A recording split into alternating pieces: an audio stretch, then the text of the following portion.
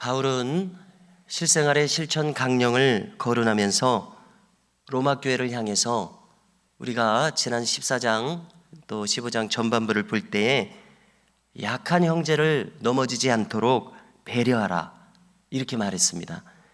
그들의 현재까지의 믿음의 분량을 고려해서 그 형편을 고려해서 그들이 조금이라도 마음이 상해서 낙심하지 않도록 참아주라 이렇게 권면을 했습니다. 믿는 자의 이러한 마땅한 태도에 대해서 바울은 다소 강하게 권면을 했었습니다. 먹는 문제나 그다음에 날짜를 지키는 문제, 문화적으로 이미 그분들이 지키고 있는 그것을 처음부터 다시 생각하도록 강하게 권면을 했기 때문에 우리나라도 마찬가지 아니겠습니까? 여전히 유교적인 문화권 속에 또 불교적인 문화권 속에 오랫동안 우리가 있어서 용어나 이런 것들 많이 아직도 영향이 있습니다. 자, 그런 것을 근본에서부터 뜯어 고칠 수 있는 그런 권면을 했기 때문에 다소 좀 인간적으로는 좀 미안한 그런 마음이 아무래도 있습니다. 그래서 조심스럽게 생각하고 있는 태도를 엿볼 수 있습니다. 그래서 조금은 자기 변호의 성격에 있는 말들을 오늘 많이 하고 있습니다. 왜냐하면 아무래도 사람은 무엇인가 말하는 사람이 좀 겸손한 것이 느껴질 때에 그의 말을 잘 수용할 수 있기 때문에 그렇습니다. 그래서 바울은 지금 무엇을 염려하고 있느냐?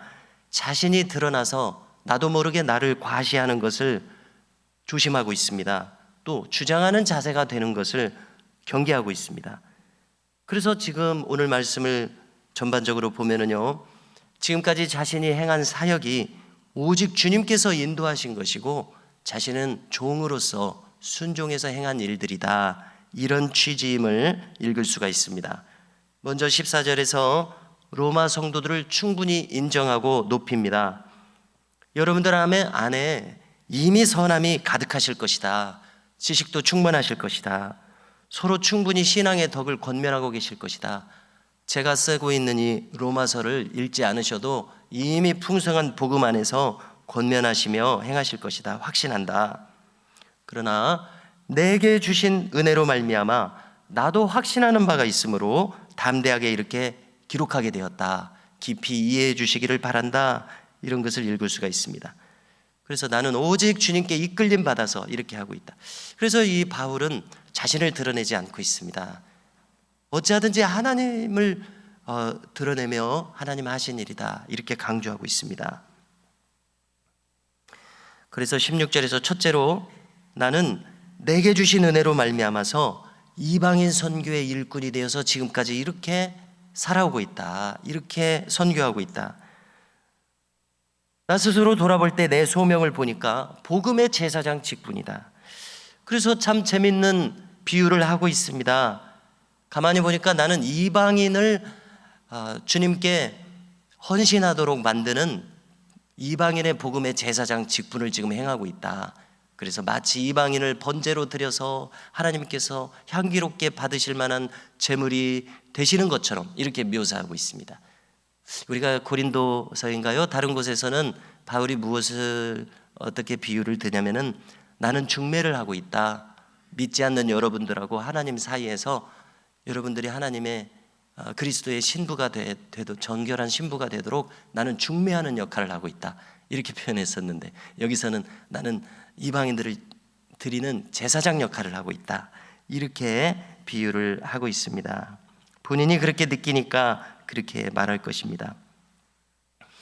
이렇게 나는 이런 사명을 행해오고 있다고 말하고요. 두 번째로 내가 자랑할 바는 오직 하나님께서 나를 통해서 행하신 일이다. 나는 다른 것은 말하고 싶지 않다. 오직 하나님의 역사하심을 지금 거론하고 싶다, 이렇게 말합니다. 내가 말한 것, 행한 것, 그래서 표적과 기사로 나타난 것, 이러한 모든 것은 성령의 능력 안에서 이루어진 것을 나 스스로 느끼고 있다, 이렇게 말하고 있습니다. 그래서 나는 복음을 전하기를 예루살렘부터 시작을 해서 어떻게 전했냐고 하냐면은요, 일루리곤까지 그리스도의 복음을 편만하게 전하였노라 말합니다. 편만하다는 말은 무슨 뜻이 되겠습니까? 가득하다는 뜻일 겁니다. 만자도 가득하다는 뜻입니다. 그래서 두루두루 내가 아는 곳, 내가 아는 한 땅끝까지 복음을 내가 빠뜨림없이 다 전했다. 이렇게까지 지금 말하고 있습니다. 아무튼 최선을 다해서 내가 할 수 있는 만큼, 내가 당도할 수 있는 만큼 복음을 힘써 전했다. 이렇게 지금 말하고 있습니다. 여기 일누리고는요, 우리가 참고하자면은 테레사 수녀가 유명합니다. 그녀의 모국이기도 한 오늘날의 알바니아에 해당함을 찾아볼 수 있습니다. 예전에는 유고슬라비아라고 했는데 그 유고슬라비아의 남쪽입니다. 또 마게도냐의 북쪽입니다. 마게도냐는 그리스의 북쪽 지방이죠. 대략 그렇게 됩니다. 그러니까 이탈리아 반도의 오른쪽, 그 동유럽을 가리킵니다.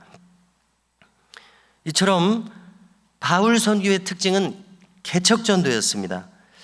한국 교회사에서도 즉시로 떠올릴 수 있는 인물이 있습니다. 최건능 목사님이라고 알려진 최봉석 목사님의 선교가 그와 비슷했습니다. 그는 한반도 전역과 또 만주 일대에 이르기까지 가는 곳마다 교회를 개척해서 세운 것으로 알려져 있습니다. 그래서 일반적인 지역교회 목회처럼 한 곳에 머물러서 평생 목회하는 이런 유형이 아니라 아무튼 믿지 않는 곳마다 가서 새로 교회를 세우는 이러한 사명으로 행했던 인물이 최건능 목사님으로 알려져 있는데요. 아무튼 바울이 그렇게 하고 있습니다. 그래서 어떤 목사님들은 일평생 교회를 아무튼 힘이 닿는 대로 개척하는 것을 사명으로 아는 분들이 있습니다. 이것은 이런 바울의 태도로부터 영향을 받은 것이다, 이렇게 생각하게 됩니다. 그래서 바울의 선교를 담고자 하는 사역자들마다 혹은 교회들마다 개척하고자 하는 그런 열망이 많은 것을 우리가 알 수 있습니다.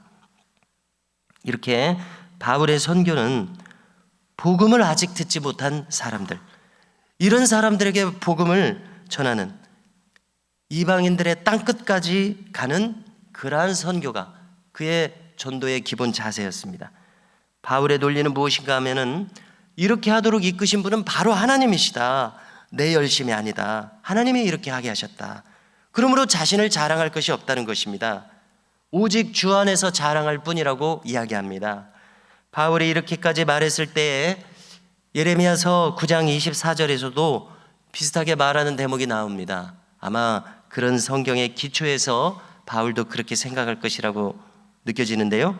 읽어드리면은 자랑하는 자는 이것으로 자랑할지니 곧 명철하여 나를 아는 것과 나 여호와는 인애와 공평과 정직을 땅에 행하는 자인 줄 깨닫는 것이라. 나는 이 일을 기뻐하노라 여호와의 말이니라. 이런 말씀하는 대목이 있습니다. 그래서 바울도 주 안에서 이 모든 것을 거론하고 있습니다. 자기를 내세우지 않고 있습니다.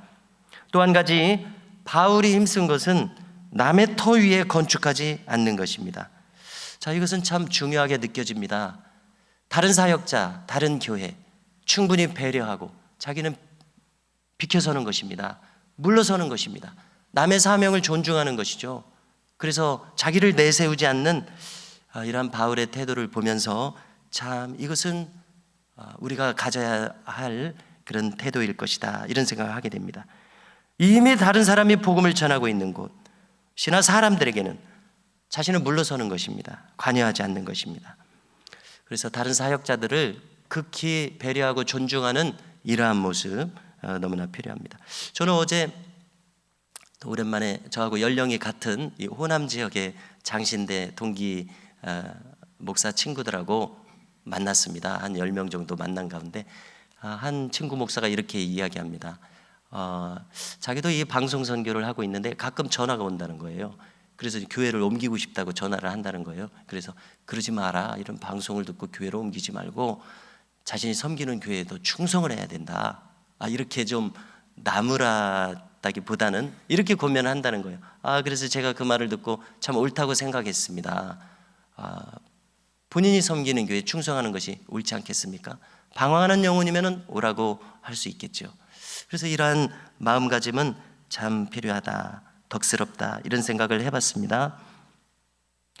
그래서 이렇게 한 것은 오직 성경적인 자세를 가지고자 했기 때문이다, 이런 생각을 하게 됩니다. 바울은 어찌하든지 오늘도 보면은 자기의 이 생각과 행동의 근거를 성경에서 찾고 있습니다. 바울은 참 이사야서를 사랑하는 것 같습니다. 이사야서 52장의 말씀을 보면은 오늘 맨 마지막에 한 말씀을 거기서 찾을 수 있습니다. 즉 주의 소식을 받지 못한 자들이 볼 것이요 듣지 못한 자들이 깨달으리라. 이런 구절을 52장에서 찾을 수 있는데요. 자, 이렇게 바울은 이사야서 주전 8세기의 선지자입니다.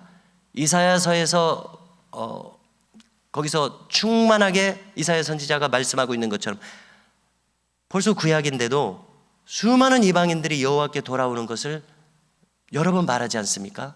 바울은 그것을 간직하고 있는 것 같습니다. 그래서 이렇게 듣지 못한 자들에게 복음을 전해야 되겠다, 이런 마음이 가득합니다. 그러므로 우리도 바울처럼 아직 주님을 알지 못하는 자들에 대한 이 복음 전파의 사명을 늘 간직해야 되겠습니다. 먼저 믿는 자의 사명은 아무래도 아직 복음을 모르는 자에게 이 생명의 복음을 전하는 것인 줄로 믿습니다.